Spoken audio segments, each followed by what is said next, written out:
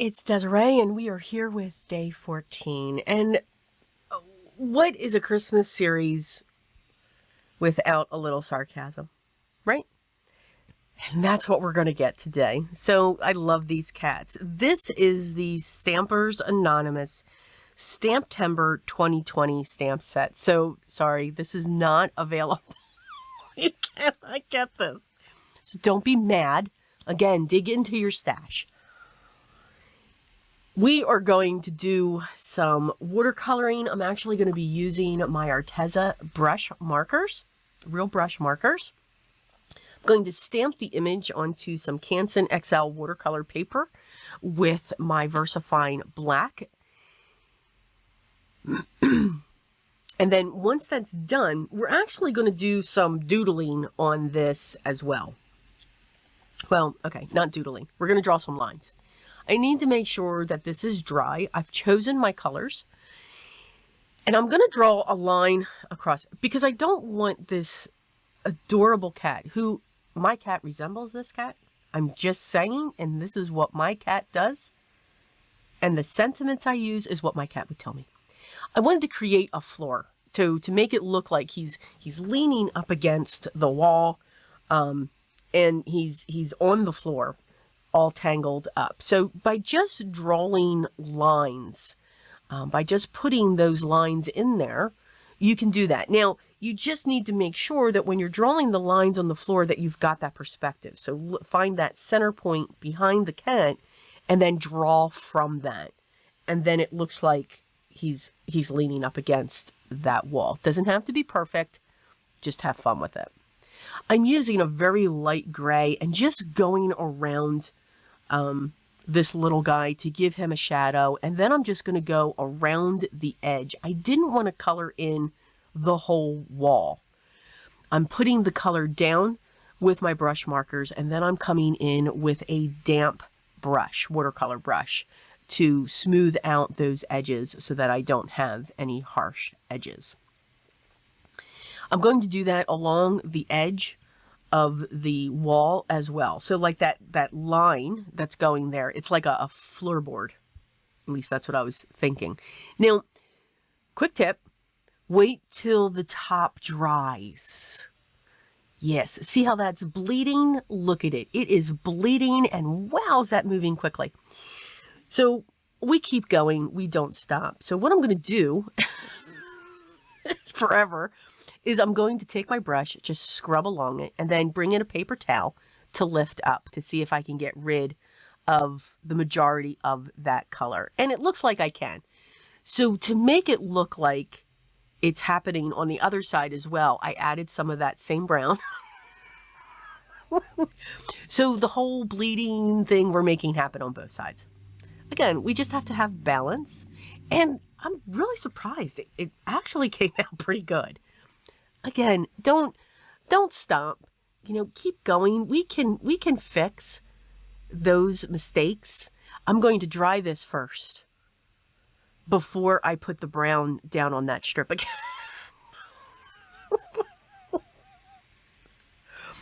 I love making these cards. I really do. So yeah, we just learn from my mistakes. Don't do what I do. It's not fun. Although it is entertaining. I will say that. It definitely is entertaining. You don't want to keep going back and forth too much also, just because eventually you'll start pilling the paper. Now, I'm not worried about if this yellow bleeds up into that brown. I'm okay with that. Just going to put a super thick line down and then just blend it out with my brush. And then I'm going to do the same thing on the bottom, making sure that I do have a heavier tone where my cat is, where the little guy is, because again, it's casting that shadow. And then again, I'm just blending that out, bringing it up, so that the floor just has that highlight going on there. I'm going to continue to color this. There was nothing else that was entertaining. I am drying in between these sections. And no, I'm not taping this piece down. I very rarely tape down my pieces, but I will continue to work where I put my color down and then come in with a wet brush or a damp brush to move this color around. I will be keeping the cat, little kitty, black and white because that's what mine is. He is a tuxedo, and he's a huge little boy. He's about 19 pounds. Yeah, he's a big boy. Big boy. Loves to sleep on top of me. And we'll just have fun with that. I do find that I keep missing some of these light bulbs. But when I do come in as well with the brush, on some of them I like to keep that highlight. Here's where I am going to keep, just add in the black. So here's where I'm going to try to form what his look is inside all of these hatch marks. And again, I love the fact that these stamps here have all of this hatching. It adds, you know, if you don't have the color there, you're creating a gray as you're moving that color there, as you're leaving that, so you don't have to be too concerned, okay, this is not turning out the way that I want. That hatching is going to help you fill that in. Now, my little guy's got a white face and a white belly. So here I'm coming in, filling in some of those hatch marks. And then I'm going to blend them out with my damp brush, just pulling that out. And again, not looking for it to be perfect. Yes, we've got to have some red cheeks going on there. Now, time for the sentiments. And I can hear my cat saying these. So on the top, I decided to add two. I was only going to add one. So the first one at the top will say, "Have you learned nothing from last year's tree?" Mm-hmm. Oh, yes. Mm-hmm. Okay. My cat's awesome. And then the bottom one says, "Shiny things everywhere. Am I just supposed to just let that happen?" Yeah. Mm-hmm. My cat says this. I love sarcasm. I'm a very sarcastic individual. That is my humor. It's very dry as well. It's not appreciated by many. So a good sarcastic holiday card is just up my alley. And there's just so many out there. There's actually a second one that will make it into this series. So wait for that one. It's absolutely adorable. Finally got to use my black glitter cardstock for the holidays. You know, yeah, for Halloween. Yep. Mm-hmm.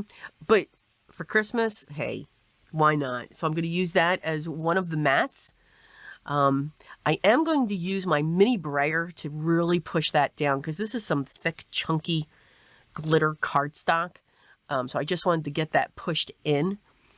I am using a strong double-sided tape to get this all together because remember, I did not tape that piece down. But again, it didn't warp too much either. I wasn't using tons and tons of water like I would for a background. This is set for a standard A2 size card, which is 4 1/4 by 5.5.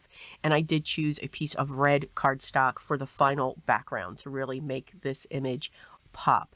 Coming in with my Spectrum Noir Sparkle pen, as I cannot say that, Spectrum Noir Sparkle pen, just to add a little bit of shimmer to those lights that he has strung himself up in. I hope you enjoyed this. I hope you can appreciate my sense of humor. Some do not when it comes to the holidays. But trust me, I am truly traditional when it comes to the holidays. But you just have to love sarcasm. When I do I am going to be doing a video for my room tour to show you all what this room now looks like. There are just some certain things that I do need to hide and make sure that are not visible because they make me giggle.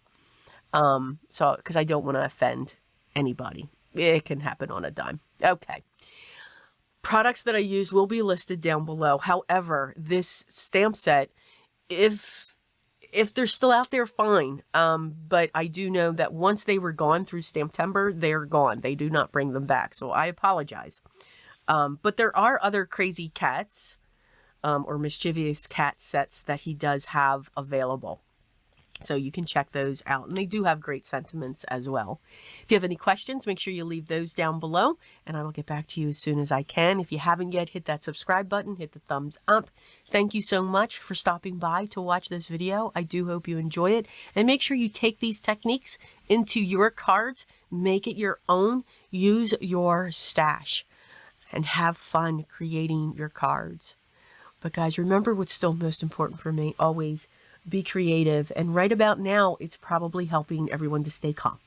Okay? See you at day 15.